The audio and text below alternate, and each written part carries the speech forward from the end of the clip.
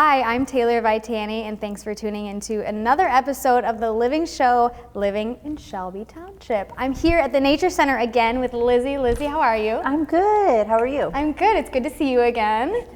Yes, so today we want to talk a little bit about some of the programs, the educational programs and things that are coming to the Nature Center. So I just figured I would kind of let you go with it and tell us what's going to be coming up.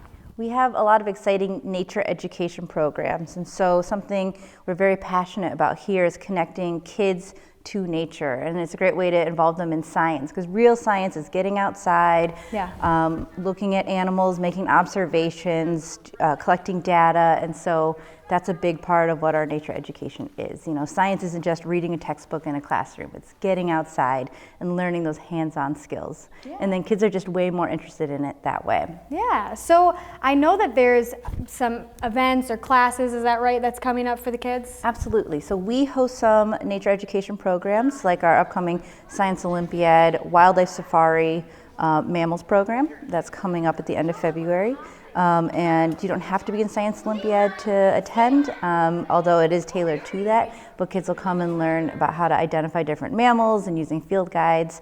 We'll have our furs and skulls out for kids to see and touch.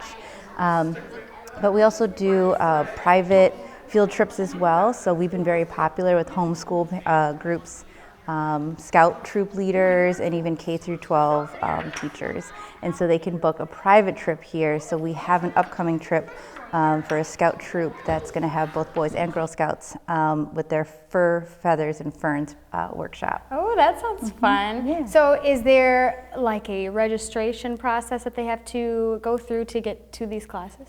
Yeah, so anything that we are hosting, like we do homeschool programs the first Wednesday of every month during the school year.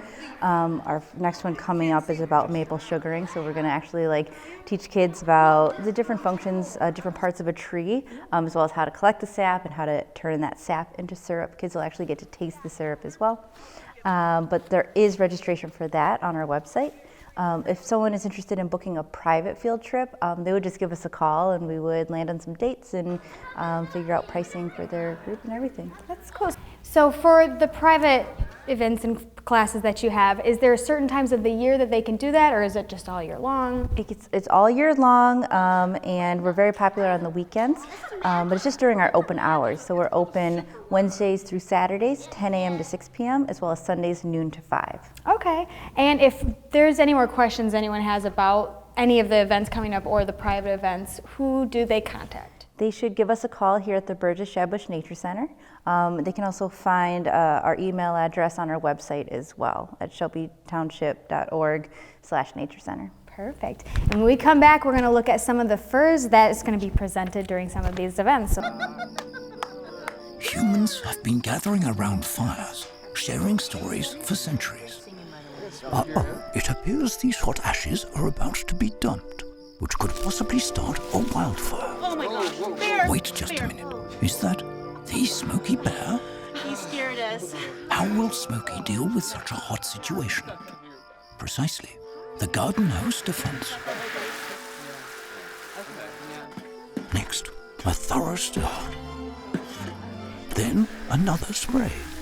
And finally, the true test, feeling if the ashes are cool. It looks like they are. Bravo. Wait, do you mind if we could just... Ah yes, the selfie. A ritual practiced so frequently with this tribe. But not so much by Smokey Bear. Just 1 second, Smokey, wait. Only you can prevent wildfires.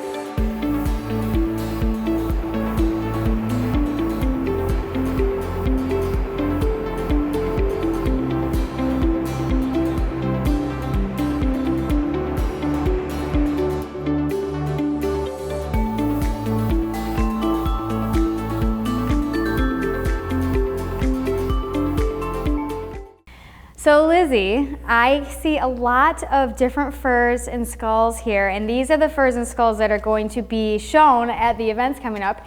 And so now I've got a first look at these, and honestly, I don't necessarily know what I'm looking at. And so we're gonna have a little game here in a minute where I'm gonna try to guess. So we're gonna see how that goes. But is there any information before I take guesses at what these are you wanna give me? Absolutely. So what scientists do is that we look at the shape of the skull, the shape and size of the teeth, as well as kind of the patterns of the fur, the density of the fur, like if it's really thick or very soft or maybe more coarse. So those would be like my tips as you start to try to guess what they are. Okay, well, why don't we start with this guy over here. I'm pretty sure this is a bear, right? Is it a black bear? It is a black bear. Oh my gosh, I got it right, cool. Yep. You can also tell not only by the fur, which is really helpful, but you can see by this very large skull.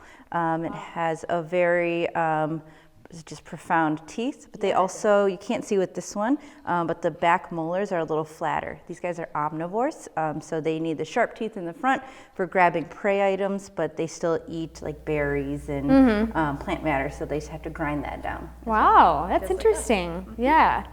So I was gonna say, this isn't too big. Is this just a smaller, I don't really know how big black bears get. So how big do they get normally? Like, they can get pretty large, but a lot of times when people think of bears, they're thinking of like the grizzly bears they show in movies. Black bears are really not that large, and they're pretty big scaredy cats. Oh, are they? So if I was on the trail like up north and I would run into either a black bear or a moose, I would much rather run into a black bear. Yeah, for sure. I heard moose can be pretty testy, which I didn't know until just recently. But let's move on here. Okay, so this looks like a type of dog, I'm gonna guess. I'm gonna guess like a coyote. Is that right? It's a very good guess. You're really good at this. Oh my God. Yes, absolutely. You can tell by the pattern on their back. They have that darker fur up top. You can see by the face a little bit, they have those pointy ears right there. Yeah. And then similar to a bear where they have those sharp canine teeth, but slightly more like dramatically sharp teeth back here. Absolutely. Okay, so this third one is the one that I'm having a little bit of trouble with. I see antlers, so it makes me think of some type of deer or deer-like animal. Am I right there? You are correct. Okay, is it, honestly, I don't even know. I mean, I would just say a deer. What type of deer is it? It is a white-tailed deer. Okay, which are so common it in is, Michigan, for sure. But there are many species of deer just around the world. Right. And, I could have tricked you by sliding. I was going to say, honestly, I don't know how many types of deer there are, but I knew it was some type of deer. That's all I knew. And so, it can be challenging too, because this one has the antlers attached, but the antlers do fall off too. Each year. So had it not have the antlers, that could have been a more challenging guess. I'm surprised at the shape of the teeth. It's not exactly what I would have pictured. They're a little bit more sharp than I thought they would be. Yeah, they still have to grind down bark and twigs, especially this time of year when it's winter. They're eating just whatever they can find.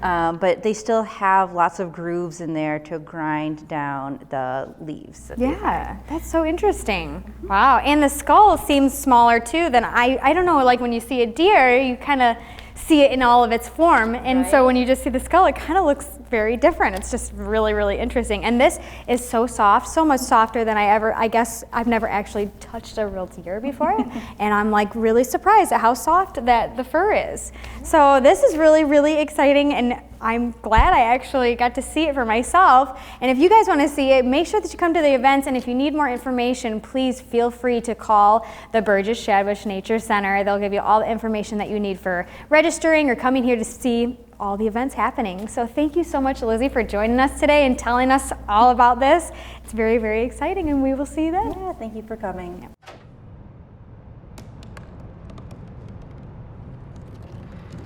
They said I couldn't dream. Called me a piece of trash and swore that's all I'd ever be.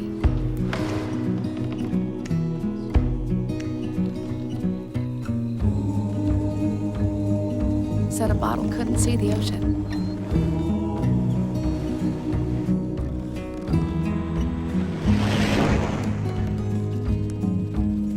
Give up. Go back to the dumpster. but I didn't listen. I made my way.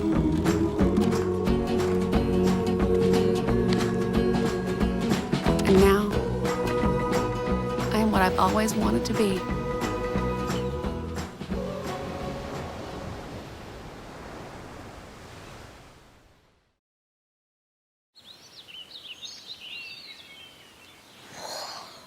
Oh, look, a redhead. Staring contest.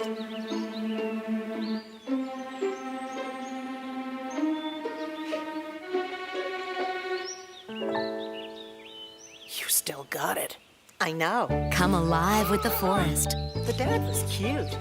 You were looking right at us. Visit discovertheforest.org to find a forest near you.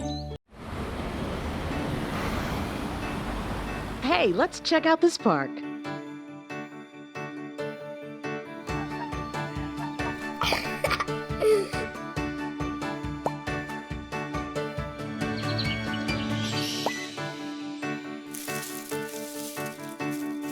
Oh, wow, that's really cool.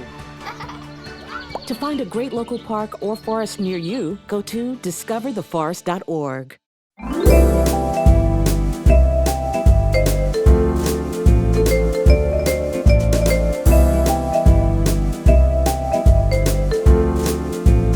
I believe this is our probably 20th or 29th overall. We've been at Cherry Creek for approximately 12 years. We had the old Wolverine golf course before that. And the move here has been great. The staff here is great. Obviously, behind us, the course. It's great. We love working with these guys. It's great here. Beautiful facility, and the food is excellent here. It is a very popular facility. And then you'll see the decorations and all that. That all has to be done months ahead of time. We have to secure sponsorship, gifts for the girls. So yeah, 9 months to a year ahead of time, we're booking for the upcoming dance. So right now people are gathering. We always eat dinner right around 6:30. Once dinner winds down, people finishes up with their professional photos and then do some more dancing. I think the biggest thing is the dance floor. Girls love it, and we'll see in a month the boys love it even more at the Mother-Son dance. If people are interested in attending the dance, we have knocked down the numbers a little bit to make it more comfortable for the people that are here. I would ask them to register as soon as possible. I hate turning people away, but we do cut it off. This dance filled up in 3 weeks. They can always call Parks and Rec 586-731-0300. We're always looking for sponsors to help offset the cost of the decorations and the gifts and the DJs. Jessica Thomas does all our sponsorship, but I can give details about the event, about what they can expect. The big question is how many people, so I can let them know what we've averaged, and we've averaged about 200 people for this event.